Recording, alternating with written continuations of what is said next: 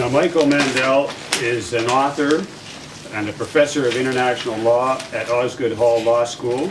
He has taught at several of Italy's major universities and has been a visiting professor at the Faculty of Law of Hebrew University of Jerusalem. Micheal. Thanks, David. I'm absolutely sure that the vast majority of Canadians, like the vast majority of the people of the world, and even, I would say, a significant minority of Israeli Jews, are simply appalled at what has been going on in the last 2 weeks in Gaza. I don't think I can add anything useful to this, to the eloquence of Dr. Deutsch and Dr. Franklin and Dr. Querty. So I want to use my time to say something about the Israeli government's justification for the bombing, namely self-defense against the rockets and the mortars that are fired into Israel from Gaza. I think we all understand the importance here of proportionality and necessity as moral and legal requirements of self-defense. These rockets and mortars, over a period of 6 months of truce, did not kill or injure one Israeli, and nobody was hurt from rocket fire from Gaza between the end of the truce on 19th December and the Israeli attack on the 27th.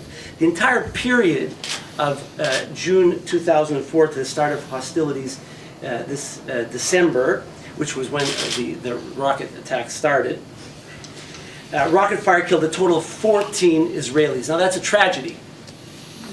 But if it's a tragedy, what does it mean that during the same period, Israel killed about 1,700 Palestinians in Gaza?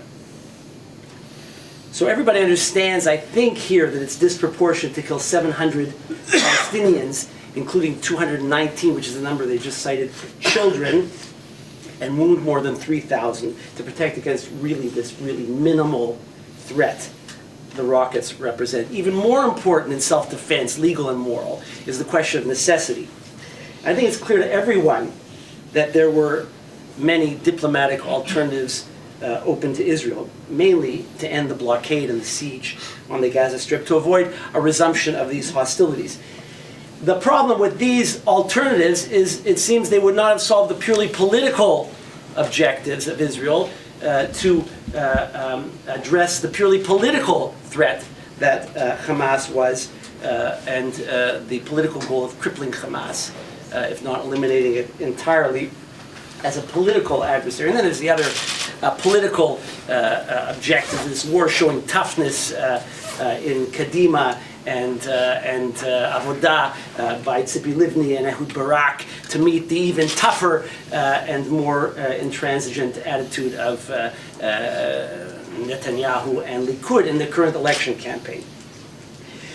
Of course, these are unacceptable reasons for going to war, and they're not called self-defense in international law or in morals. So the war fails the test of self-defense because it was neither necessary nor proportionate. But there's an even more fundamental principle of moral and legal self-defense, and that is what I think is a self-evident one, that an aggressor has no right to self-defense. In the sense, an aggressor cannot rely on self-defense to excuse violence perpetrated in defense of this aggression. This is a principle established at Nuremberg, which established that aggression is the supreme international crime. And it's fundamental to the Charter of the United Nations, which banned aggressive war.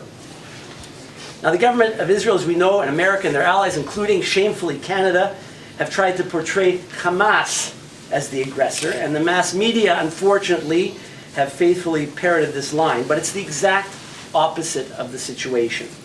The key here is the illegal military occupation of the Palestinian territories, an aggression against the Palestinian people now of over 41 years duration. They talk about enough is enough, maspeak, with respect to the missiles.